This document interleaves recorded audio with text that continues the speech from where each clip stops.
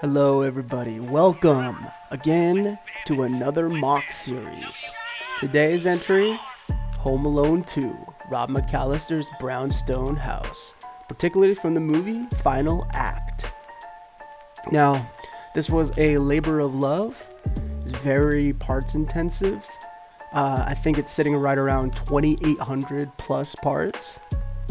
I could be off a little bit on that number, but I definitely did my homework from the last MOC that we did, the castle, and I actually ordered these parts while I was designing the digital MOC on Studio. So I would make a revision, make an order, do another revision. Oh, let's do it in this color instead, make another order. And this was the course over about 3 months. This MOC has been done, I want to say 4.5 months ago, but actually making it reality and a physical object with real parts, I pulled the trigger about 2.5-3 months ago, I want to say. It was very expensive, I won't lie. I did buy these and source these parts from lego.com. A few particular parts, unique parts with printing, like the wood panels, the 1x4s and 1x3s, those tiles were on BrickLink, and a few other exclusive parts like the dark blue slide pieces that you'll see here in a second to create the front trunk trash dump from the house. Because as you know, in this movie, this house is being remodeled. It's having renovations done to it by Kevin McAllister's uncle. And so the house is torn apart. It's dilapidated. Walls have been taken out. There's like no furniture. And if there is furniture, it's very old. So I wanted to recreate that. That was very fun, kind of designing a structure that was being torn apart or rebuilt. I want to say that the color blocking, I think, turned out okay. Medium nougat, dark orange, dark tan, brown, dark browns. I think they all complement each other really well. And, you know, a mixture of the printed wood panel bricks and tiles. I think it makes it look like a realistic, dilapidated house. You let me know down below what you guys think, but I think it turned out really, really good. I love those dark blue slide pieces turned on their sides and then snot connected. Really love the top brickwork. It's very simple up there, but it works. I'm using some snot pieces for the front facade and archway. Mixtures of dark browns, medium nougats. Got some dark tan tiling and dark brown, along with brown for the stairwell. And I stole these minifigures from the original Home Alone set. Wanted to include the trash dumpster on the side, workable hinge, mixtures of blues to give it that old rustic look. Got the scaffolding, a little truss construction piece. If you look closely right here, you'll see that the windows are offset and protruding. I love that slide. And even the top window, how when the model splits, it's just so satisfying how it reconjoins. It's very smooth. Turning the model around here, you've got the rear alleyway section, the emergency fire escape. Got a bit of trash and bins and utensils. And there's Kevin gooping up the ladder railway for one of the booby traps.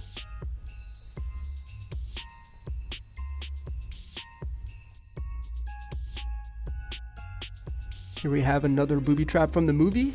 Bag full of wrenches and heavy tools. Felt like the flat top new trunk piece was a good part to use here. And splitting the MOC up and in half, you can see how the alleyway conjoins for a nice display scene. So you could actually set something up back here too. And I wanted to implement these little side panels that pop out just for easy access for us big figs to maneuver a scene. Probably should have included more of them, but structural integrity of the entire structure was is first priority. And let me tell you, this MOC is very well built as far as in terms of you picking it up from the sides, the bottom. It's not going to fall apart.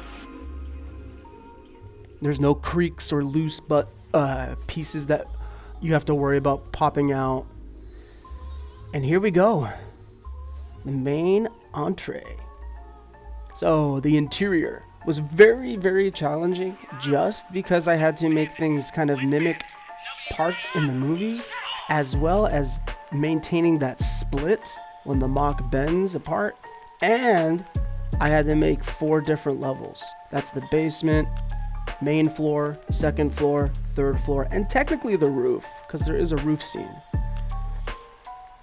But yeah, here's a little overview of it, and we'll dive right into each little corridor and cubby and cutout. Front door section was a challenging build, but I think it turned out very satisfying.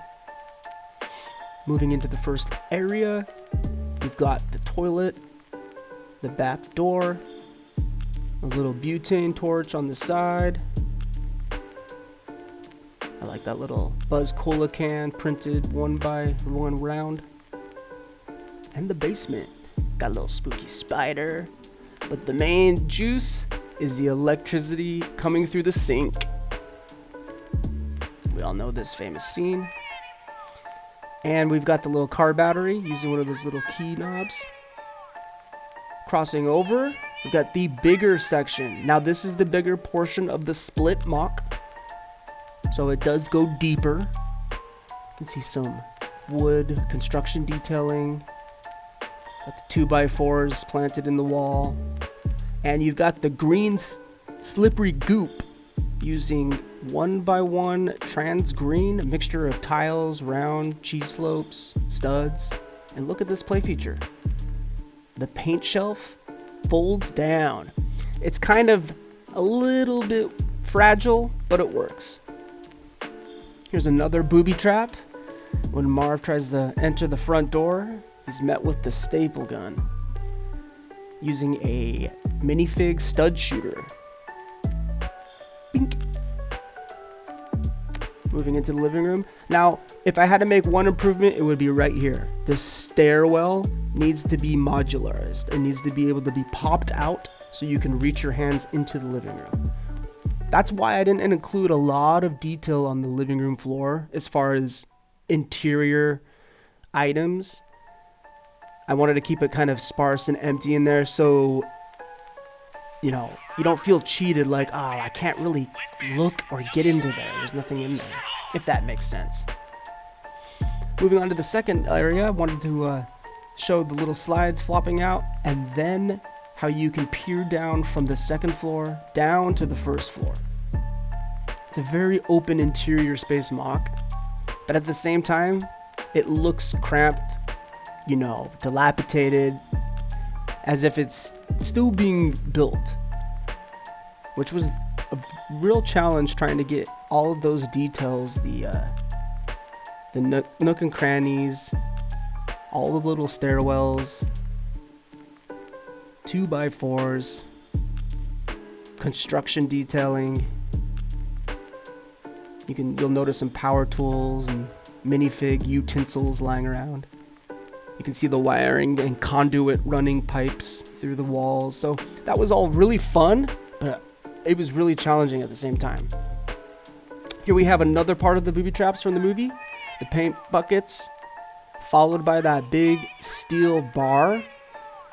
They all can be attached to, there's a rope tied to the banister, and you can literally play with it if you wanted to. Moving on to the third floor from the second, you've got the tool chest that falls down the stairs, hits Harry and Marv, followed by some more tools, some cobwebs, and crossing over to the bigger third floor upper section, you've got the area where Kevin kind of plans out his whole operation. That piece was stolen from the original Home Alone set. Got another little booby trap that runs all the way up and down from the third floor to the basement. Pulling on the rope, Harry and Marv tumbled to their doom, and I wanted to make the sandbag come down, but it didn't work out.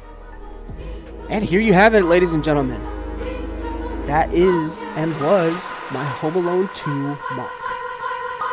Rob McAllister's Brownstone house from the second movie. And I wanted to say thank you guys so much for tuning in. If you want to see more detailed specs of this, some cool images of this MOC, and many more, be sure to follow me on Instagram. And keep tuning in because I've got some cool MOCs planned down the pipeline. I'm very excited to. I'll be announcing those in the future. You guys have a good one.